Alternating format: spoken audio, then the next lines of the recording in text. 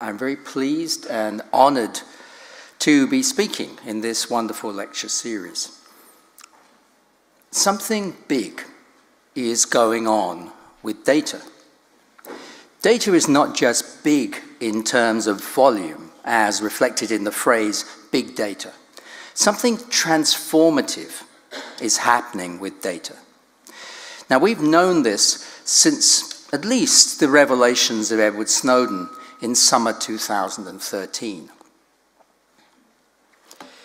The real story of those revelations was not the one emphasized in the media about the surveillance by NSA and GCHQ of ordinary and sometimes, as in the case of President Merkel, less ordinary citizens. The real story was how much data corporations were already collecting from us, from which governments simply sought to benefit. A story about the public-private surveillance partnership, as US security expert Bruce Schneier calls it. And in this lecture, I want to look deeper into what's going on with data, and I'll be drawing on my forthcoming book with the Mexican-US scholar Ulises Mejias called The Costs of Connection. Now, the core point of our book is that what's happening today in digital societies, where data harvesting seems such a natural, such a basic feature of everyday life, is not just a development or even a new phase of capitalism, as many writers have claimed. It's something even bigger. It's a genuinely new phase of colonialism that will, in time, provide the fuel for a later stage of capitalism whose full shape we cannot predict yet. And this is what we start to see if we shift the timescale from the past 30 to 40 years, in which for sure capitalism has become embedded into ever more sectors of daily life, to the past 500 years, over which the relations of capitalism to colonialism have played out. We're thinking about colonialism here in terms of its fundamental historical function, as the appropriation of resources on a vast scale. In 1500, and for the next 400 years, it was territory that was acquired. It was the resources of the land, and of course the bodies, for a long time those of slaves, needed to extract value from those resources. Today, the resources being appropriated are us. Human life in all its depth, extracted as value through the medium of data. This possibility that we're entering a genuinely new phase of colonialism where human beings are the target is, as the cliche goes, the bad news. But there's also some good news. First, that this cycle of colonialism is only just starting. By just, I mean in the past 20 years. Second, we have today a memory of what historic colonialism did and how over centuries it fueled industrial capitalism. And in the West, we would do well to listen to those whose memory of colonialism's impact is much sharper than ours. And third, we certainly know what capitalism is, having lived much or all of our lives under it. Remember that the initial victims of historic colonialism did not have those last two advantages. To give you a sense of what we might gain by interpreting our present relations with data on this longer timescale, let's think back to earlier this year and another key moment in the collective realization that something big is going on with data. And I mean the Facebook Cambridge Analytica scandal, which broke in mid-March 2018. This scandal prompted many to check what data was being routinely collected from and about them via platforms such as Facebook, via search engines such as Google. Many of them were shocked, though many already knew this. As the scandal heightened, the Edward Snowden of this moment, Christopher Wiley, a former employee of Cambridge Analytica, commented on Twitter about Cambridge Analytica's plans for expanding its operations to India. "This is what modern colonialism looks like," he wrote. Now you might say, hang on, that's just too easy. Yes, The legacy of older colonialism lives on, we all know it, in the geography of global capitalism, in the dominant power to this day of American culture, in the racial divides in the US, Brazil, and many other countries, in the dynamics of migration. Almost every form of power imbalance today can in some way, of course, be related back to the legacy of historic colonialism, and so has been called neo-colonial by one critic or another. And perhaps the sort of power that Facebook has sought to exercise in Africa through its Facebook Free Basics platform is best understood as a neo-colonial move, benefiting from the historic asymmetry between Africa and American capital. But, you would say, that of itself doesn't mean that what is going on today is a new type of colonialism. And you would be right. It is too easy to use the word colonialism as a metaphor, including in relation to all things digital. But Ulysses and I, when we talk about data colonialism, we do not mean it as a metaphor. We are claiming instead that what is going on with data today represents potentially as far-reaching an appropriation of resources as the conquest of gold and territory in historic colonialism, a land grab in digital territory that is likely to have as far-reaching implications as historical colonialism did. A colonial reality, not a metaphor, which we are living and to which we need to wake up. Think of the terms of service to which we sign up every time we install an app, every time we join a platform. That's my phone, by the way. In normal times, I don't mean the few days after the Cambridge Analytica scandal broke. In normal times, no one reads the terms. We just click accept because we want to get on and use the app or the platform. Sometimes our acceptance is just assumed, no questions asked, though the GDPR has tried to disrupt that assumption. Sometimes our employer encourages us to use a Fitbit to monitor our health, which requires us to accept Fitbit's terms and conditions, whether we like them or not. Or we may be required to accept terms and conditions of data extraction by an insurer or by the supplier of a smart appliance in our home. But by that act of acceptance, actual or implied, we enter into a whole set of what Ulysses and I call data relations that unfold in ways we understand only very partly. It sometimes seems a mystery how we can accept so much with so little resistance. But let's think historically through a colonial lens. Let's think back to a document used in the early days of the Spanish conquest of Latin America called the requerimiento, or demand. Almost exactly 500 years ago, the document was drafted in 1513 at the Spanish court. Conquistadors would ride up to a mile or two outside a village whose gold they wanted and read out this document in the middle of the night in Spanish, a language they knew the locals did not understand. Here's a little of it. But if you do not submit, I accept. I certify to you that with the help of God we shall powerfully enter into your country and shall make war against you in all ways and manners that we can, and shall subject you to the yoke and obedience of the church and of their highnesses. We shall take away your goods and shall do you all the mischief and damage that we can. The next morning they will ride into the village and take the gold that they wanted, using whatever violence they needed to do so, and usually more.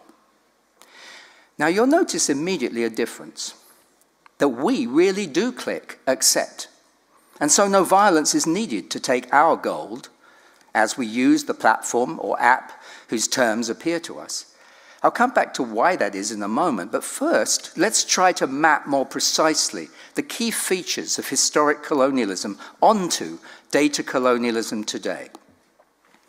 The fundamental moves and historic function of original colonialism can be understood in terms of 4 levels: the appropriation of resource, the creation of new social relations to stabilize that appropriation, the extreme concentration of wealth that flowed from that appropriation, and finally the ideologies that were used to tell a different story of what was going on, most notoriously the ideology of civilization. And we see exactly these same four levels at work with data colonialism. First, there is the appropriation of resources, I've said. Human life itself, human experience and action become a direct input to capital. This is often told to us as a cliché, the idea that it's just worthless human exhaust that is taken, something just naturally there anyway for the taking, which conveniently forgets all the mechanisms that are needed to gather, format, extract, and process this supposedly natural resource. Second, social relations are being colonized by data processes, as all social relations increasingly take the form of data relations that maximize data extraction for value.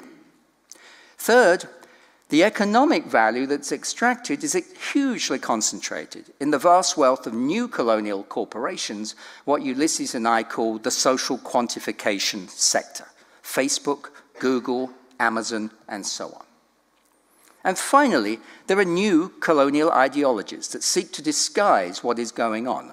Not the idea of civilization exactly yet, but the idea that we must always stay connected, that everything must be put into data form so that, for example, we can get more personalized messages and products. And the idea that all of this, including the tracking, is somehow inevitable. So we can see all four dimensions of historic colonialism at work in our life with data today. But there's one crucial difference. Unlike in 1500, when colonialism emerged without the background of 2 or 3 centuries of capitalism, today's new colonialism builds on top of the already existing social order of capitalism, which is why it does not generally need violence to be effective. How should we think about this emerging social order? Karl Marx showed that industrial capitalism's social order was based on labor relations and our deep relations to commodities, which make our labor relations seem natural. But Marx was such a remarkable social theorist that if we interpret him right, we can see that he allowed for another possibility, that capitalism's social order might at some time in the future be built on other forms of abstraction than labor relations. Perhaps these same data relations that, as I just noted, we already enter into every day of our lives, a habit that is becoming so regular that it doesn't seem like appropriation much of the time, just convenience. Perhaps then the most important thing going on with data today, the heart of data colonialism, is something so big that it almost escapes us. Perhaps it is the new corporate strategy, the new corporate dream you can hear from every boardroom in most countries, that Ulysses and I believe underlies most of the details of datafication. The dream of annexing to capital every point in space and time, of cloning social relations on digital platforms and elsewhere, so that this annexation to capital seems just natural. And through this, building a social order that capitalizes human life without any possible limit. The annexation of human life, then, our lives, to the forces of capital, a land grab without precedent in human history.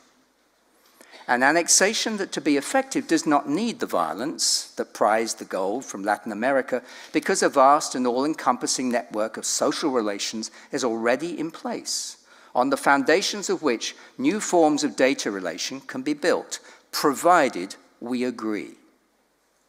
And yes, we are used to the idea that there is no alternative to capitalism in general. But the key question is there an alternative to capitalism of this datafied sort? Let's remember that until 20 years ago or so, there was. We were living it. So to make these general remarks a little more concrete, I want, for the rest of my lecture, to focus on one of the key domains where data colonialism is being worked out, the social world. Marx, again, made very clear that capital does not just succeed by being imposed upon the world, it works through social relations, such as our relations to the commodity, what he famously called the commodity fetish, and via the social order built through those relations. Karl Polanyi, the economic historian, showed how the emergence of industrial capitalism in the 18th and 19th centuries was not possible without a profound change in the social fabric. Or as he put it vividly, a market economy can only exist in a market society, which must literally be created through highly artificial stimulants administered to the body social. And this happened, Polanyi argued, through a huge institutional reorganization in the 19th and early 20th centuries of the areas of work, land, and finance, which over time turned almost all transactions into money transactions. And gradually over time as well, there emerged a counter-movement, which introduced social reforms to make the cruel order of industrial capitalism a little more human. Today with data, we're in the middle of just the first stage of a parallel process. The counter-movement has not yet happened. We're already making ever more transactions into data transactions, that is, transactions configured so as to optimize the extraction of economic value through data. The basic data relations I mentioned earlier are just the simplest form of this. And these new forms of social relation can be introduced without so far much resistance, not just, as I said, because they build on the discipline that capitalism already requires of us, but also because of a change in how we know and understand the social world, the world made up of our relations to each other. For there is a second, truly unprecedented thing about what's happening with data, and it relates to knowledge. Think about it. In all previous eras, knowledge, the tools through which we know the world around us, while it might have economic value, was in principle separate from economic value. But now, as countless corporations and institutions of big data are telling us, a new form of social knowledge, a new form of human knowledge even, will be made up of the very same stuff from which capitalism also makes economic value, data. The data that we give up as we enter into data relations. And if this transformation proceeds to its conclusion, which may take a few years, knowledge and economic value, society and market will become fused, so that strategies for extracting economic profit can be presented without dishonesty as simply proposals to expand knowledge. Let's look at this in more detail.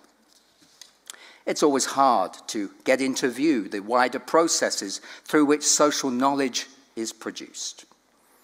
A special difficulty, though, today is that we're still living with the legacy of an older vision of how to produce social knowledge, forged in the 19th century, partly in response to the horrors of early capitalism. This old model of social knowledge was based in the collection of public statistics, gathered generally by nation-states through survey questions, answered by human beings, and interpreted by human beings. And when this emerged in the 19th century as the new model for understanding the social world, perhaps for the first time discovering the social world, this use of statistics was highly controversial. As a model of social knowledge, however, it had the following features, which, as we shall see, are not shared by big data. First, it was publicly funded and collected, in most countries through the census, though I realize that that was a little more controversial in Germany. Secondly, it was publicly analyzed and put to use by governments and by civil society organizations that wanted social reform. This, for example, was how, by statistical analysis, we gained our understanding of poverty as a socially caused phenomenon. rather than, for example, as a terrible affliction somehow accidentally caused by God, to which charity was the answer. Thirdly, this knowledge was publicly debated. Even Charles Dickens entered the debate about whether statistical predictions prove that human beings have free will or not. Now, I would not suggest for one moment that the governments of the 19th and early 20th century were ideal or blameless. Of course not. But the publicness of the knowledge on which they relied was until recently our inheritance. It shaped all social policy up until around 20 years ago, perhaps sometimes still even to this day. Commercial corporations in the 19th century were only beginning to establish themselves as institutions. So at that time, they were the buyer, not the seller of this social knowledge. They depended on government to share it. The exception was the insurance industry, which from early on acquired a special privilege to ask detailed questions of those they considered for insurance. But even there, as Dan Balk brings out in a recent history of the American insurance industry, the relative simplicity of the statistical models then used made it possible for ordinary people who felt disadvantaged by insurers' calculations to challenge them. African Americans in America brought a case successfully to the Supreme Court to challenge how their racial status was treated by insurers when the premiums were calculated. Which brings out another feature of this older model of social knowledge: its relative transparency. For all its faults, this older science proved a viable model of public knowledge for grounding societal reform, a model that actually challenged market forces and their effects on human lives. So what about today's emerging model of social knowledge, that based on pools of big data, processed by huge banks of parallel computers using so-called machine learning? Now, this new way of generating and processing social knowledge is privately collected and funded, privately analyzed, privately debated most of the time inside the walls of corporations, and certainly mainly privately accountable, making it very hard to contest from the outside of corporation walls. In addition, because of the extreme complexity and massive repetition on which machine learning depends, this knowledge and its processes is largely opaque. It's not transparent. The remoteness of this new social knowledge from daily understandings of the world has been noted by journalists. For example, there's a story of how in the early years of this decade, Uber executives, when they held a party, used to treat the people there to what they called the God view of all Uber's cars tracked around the surrounding city, San Francisco. As part of the spectacle, they would show the locations of currently active passengers. Sometimes, for fun, they removed passenger anonymity. But maybe Uber really were just playing. So let's take another US corporation, less well known, ShotSpotter, a data analytics company supporting the crime prevention sector. When ShotSpotter's CEO was challenged by an American judge to provide details of his proprietary algorithm on the basis of which the judge was going to decide on sentencing issues in court, he refused. It's like taking someone's Netflix subscription. And no, you don't do that.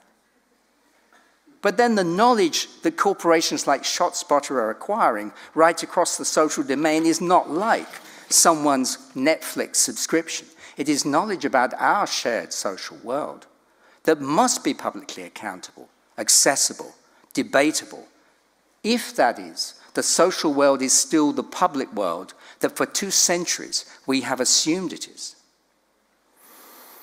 I've not yet mentioned another feature that a number of writers have found disturbing about algorithmic knowledge of the social world: that it's not based on talking to people, asking what they think, how they reflect, how they interpret the world they share, as even statistics were at their root.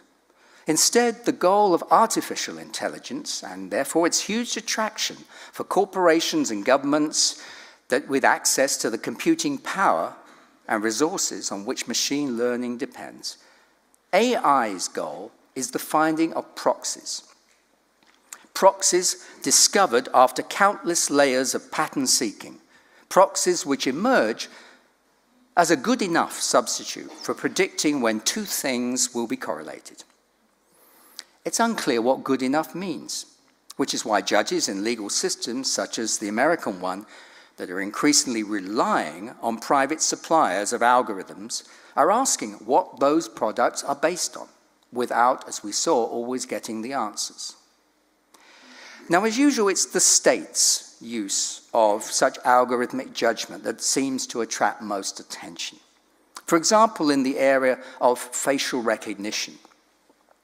In China, facial recognition is becoming normal as a government technique for national and local states. The goal is to have a database of the faces of all citizens by 2020.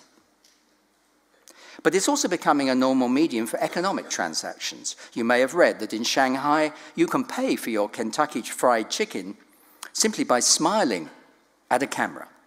I guess smiling always helps. A Californian burger chain was recently reported to be introducing this in America. But facial recognition is just a very small part of how algorithmic ways of knowing are colonizing every domain of social interaction. So we can look at marketing, the fine-grained tuning of ads to your online presence. Insurance, the car monitor on the dashboard that may give you lower premiums if you accept its presence in your car. Logistics, the detailed recorders that most truck drivers must now have in their trucks. And of course, management science itself. For example, the badge which MIT psychologist Sandy Pentland proposes introducing into every workplace to monitor how workers interact with each other to aid our understanding of the corporation's work culture. Now, these are all areas of everyday life that we had thought were part of the economy and the extraction of value. Maybe not so shocking, therefore. But there are other areas which expand much more radically, the domain of data colonialism. First of all, the appliances and devices of everyday life, such as fridges and washing machines, are increasingly entangled with data relations through the Internet of Things. Marketers are already thinking far ahead to installing what they call product relationship management into all consumer goods to monitor their use continuously after purchase. Cars such as the Tesla can even make this seem cool. Second, in many countries, people are choosing, even competing, to self-track through devices such as Fitbit. In the marketing industry, external tracking devices above the skin are seen as just the first step. A fashion is developing for implanting computer chips beneath the skin as a sort of identity card that will speed up your progress through controlled environments. In Sweden, an advocate of such chips said, quotes, "All of the wearables we wear today will be implantable in 5 to 10 years. And data colonialism is even expanding into the one domain we might have hoped would stand above the extraction of economic value, the institutions which regulate social life. In the US, there is growing debate about the use of algorithms in courts of law, to which I'll return. Finally, in the UK, we learned recently that underfunded local government is using algorithms to assess if children are in danger and so need monitoring by social workers. In all these many ways, and I could go on, we are collaborating with the public-private surveillance partnership that, as Bruce Schneier said, spans the world. But from the perspective of marketers, as the leading producers of this new form of social knowledge, they have not lost, they have gained a social world to interact with, to influence. They imagine this world expanding, or should we say deepening, as ever more aspects of what we thought was just our internal life become somehow externalized so that they present a surface to be tracked. This appropriation of the stuff of our lives is already treated as banal in the marketing industry. Let me give you 2 examples. In a report on the wearable future, PricewaterhouseCoopers imagined a world where, quotes, brands could even tap body cues to tailor messages in real time, obviously. That world will provide marketing opportunities without limit. As they say, sensor revealing that you're thirsty, here's a coupon for smart water.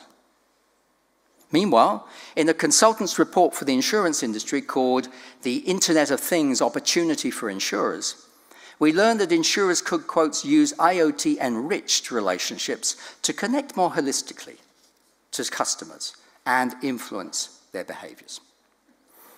Now, I'm not for one moment saying that the authors of those reports, those who hope to build upon them, are evil colonialists who seek to do violence to human life deliberately. They would no doubt be horrified at the accusation. Maybe some are in the room. I'm sure they'd be horrified at this. But that's, I suggest, because they've already so internalized the ideology of data colonialism and the appropriations it requires. Let's not suppose, however, that this massive transformation of social knowledge will play out equally for everyone. As important research by Virginia Eubanks and others has shown, it is populations who are already vulnerable and poor that are most likely to be harmed by hidden, data-driven judgments made against them by government departments, service suppliers, credit raters, insurers, and so on. By the same token, these same people are the least likely to be able to resist. It costs money to mount a legal claim. And when they look for work, the low-paid work that they can get is likely to come with the compulsion to accept still more surveillance than is normal in higher status work. A social world then is emerging where vulnerability to, forced acceptance of continuous surveillance is likely to become a leading dimension of inequality. Is there a risk that in this critique we're idealizing the past quietly, when of course populations were victimized, stereotyped, excluded silently from resources? I don't think so, provided we are precise about what is in danger of dropping out of our picture of the social world as this new form of social knowledge installs itself. And there are at least 3 answers to that question. First, and most directly, we are in danger of losing hold of those older models of social knowledge and the categories that they generated. For example, the idea of poverty as a socially caused phenomenon that can only be understood by attention to all the socioeconomic factors that are statistically correlated with it. As Marion Fourcade, an earlier speaker in this lecture series, wrote, older rationales for giving the poor more favorable terms because they were poor, that is, socially disadvantaged in ways we understood, have now in America largely been replaced with the idea that the terms of credit ought to depend solely on one's prior credit-related behavior. That is, on the risks those people pose within commercial risk systems, as tracked, of course, by impersonal algorithms. Second, we risk losing hold of older forms of expertise and judgment that are not respected by the new model of social knowledge. So American legal theorists who've studied algorithmic processes in local governments and the courts conclude that opaque algorithms risk, as they put it, hollowing out the decision-making capacity of public servants. Why? By creating a distance between their decisions and the evidence gathering on which those decisions still have to rely. Third, perhaps most dangerous of all, we risk, all of us, losing the habit of expecting that our knowledge of the world around us should be grounded in what people say, in how people, not machines, actually interpret the world. That is, it should be grounded in our voices. And because it is only that view of the social world that makes it rational to think democracy is worth striving for, we may lose touch with the value of democracy itself, at least as an everyday reality, something we know. There's no accident, therefore, that in a country which is not a democracy, China, huge emphasis is being placed on gaining global leadership of artificial intelligence by 2030. So perhaps we should take seriously Zhu Bo, a member of China's Academy of Military Science, when he proposed in the Financial Times this September that, quotes, "the road to prosperity no longer runs only through liberal democracy." It may also be no accident that there are links, reported by some journalists, between leading US figures associated with the exploitation of artificial intelligence, such as Peter Thiel, the founder of Palantir, and extreme right-wing thinkers who've abandoned all loyalty to democracy. There may be counterexamples too, of course, such as Estonia's much-cited vision for a digital society, where it's the state that guarantees this management of personal data, whose ownership, but perhaps not control, remains with the individual. But the Estonian vision only covers the individual's relations with the state. It doesn't cover the wider market for data, which is a feature of the corporate sector in Estonia, as in most other places. And finally, as an academic, I must acknowledge the social sciences' strange complicity today in these developments. I mean the new research from behavioral economics to cultural theory, which is often more interested in challenging, even mocking, the idea of a rational human subject than defending it. Not many steps from this to the frequent claim of marketers through artificial intelligence to know their customers better than they know themselves. So the message that I want to leave you with tonight is this: that the digital social world is being reconstructed all around us, not through an evil conspiracy, but through a practical combination on the ground of a new corporate rationality and the changes that this rationality encourages and often compels in how we live our daily lives. We are complicit in this transformation until we choose not to be. This rebuilding of the social world involves, as it were, a refilling of the tanks of social knowledge, filling them with another form of information that is less responsive to social, political, or even human inputs than we once thought social knowledge was. And none of this is accidental or just unfortunate. These developments are precisely the means through which the wider moves of data colonialism are sustained. A key transformation of our age that in time will fuel a new stage of capitalism whose full contours we cannot yet predict. And this transformation of social knowledge and the social world requires the hollowing out of something else. I mean the hollowing out of the space of the human subject, from whose interactions the social world is built, but who now, to live in that world, must increasingly submit to being tracked. At worst, through such tracking, we damage the space that underlies the very possibility of freedom, assuming we still, following Hegel, understand freedom, as he put it, as the freedom to be with oneself in the other. When I am with Fitbit and its external infrastructures of data management, I am no longer fully with or alongside myself. Something else is in between. But there is one piece of hope, and this is we're still at an early stage of these profound changes within digital society.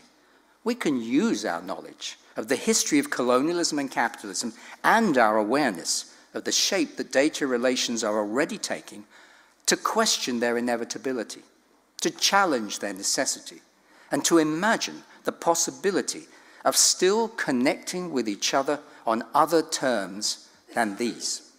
The costs of connection can still, perhaps for a further decade at least, be renegotiated. The battle will be played out as much in China as in North America and Europe. In fact, and this may be the first cultural, economic, political battle where it's China not the West, that sets the terms. In China, the vision of data-driven order that I've outlined for you tonight is already announced, without apology, in the policy statements of the Chinese government. For example, on its social credit system, which is attracting much attention in the West. The Chinese government makes clear there that the goal of its artificial intelligence program is not to enhance freedom or better self-knowledge. It is, as it says, a marked improvement of the social and economic order. This is not social order as we know it in the democracies of the West. It is not an order based on freedom. And yet it is based on broadly the same technological system of computer-based connection that we have been installing in the West. In fact, it's a more streamlined version of it. It's smarter. We're entering then a historic battle for the values of freedom on which we thought our democracies were built. In its early stages, this battle will be as much a battle for the imagination as for policy solutions or technological adjustments. The first question we must ask, therefore, is not how do we build different infrastructures for the economy, for social connection. The first question instead should be, is this the future for digital society that we had imagined and that we actually want? If not, then we must start to imagine a different future. And this is not easy.